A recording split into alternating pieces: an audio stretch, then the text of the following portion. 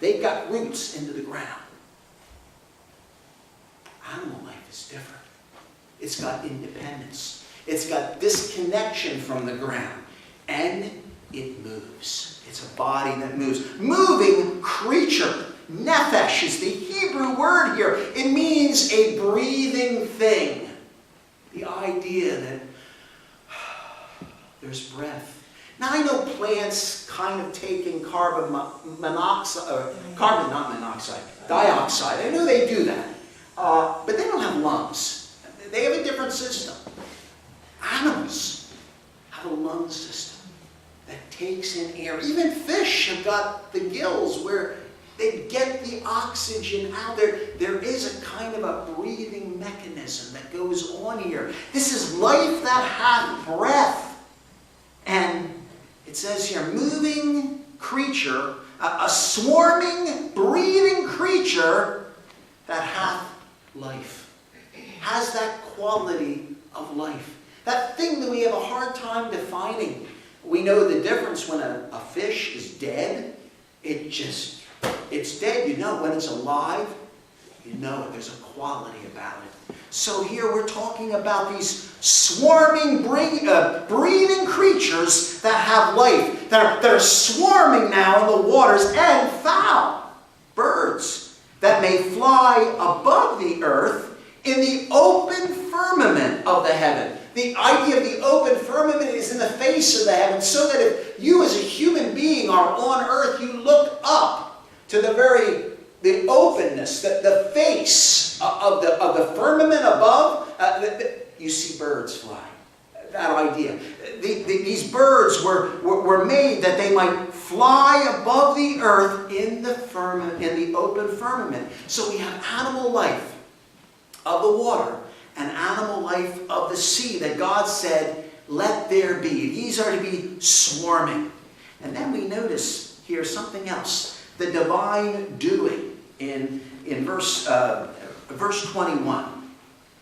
21 and verse A, it says, and God created great whales, and every living creature that moveth, which the waters brought forth abundantly after their kind, and every winged fowl after his kind.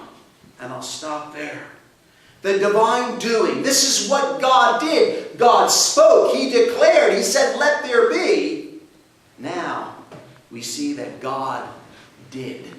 He created. The word bara is used here. God is the maker of these things. And what did he make? Interesting that something is brought out here specific. The great whales, the tanim in the Hebrew, a monster. In this case, a sea monster, something that is huge. Sometimes this word is translated in our King James dragons. And it could be the whales. It could be talking about those dragons. And sometimes you can talk about the Loch Ness monster. And people, maybe these dinosaur creatures. In the world, we just think the dinosaurs, they lived way back when. There are no more dinosaurs today. But the thing was that there are stories about dragons living. They go way back to the ancient days of dragons that were alive, both in water and on land. And where did these stories come from? It may well be that they were alive and in existence many, many years ago initially. And so God brings attention to the greatest of these sea creatures. Whales or dragons or anything that is identified as a tanim, a monster, a sea monster. I guess whales are kind of like a sea monster. But the idea, God made these things. Every living creature that moveth, which the waters brought forth abundantly. God made them. Now, I think it's important for us to see something here. And that is, the water did not make these things. It's not like God is commanding the water, okay, water, you produce the fish. No.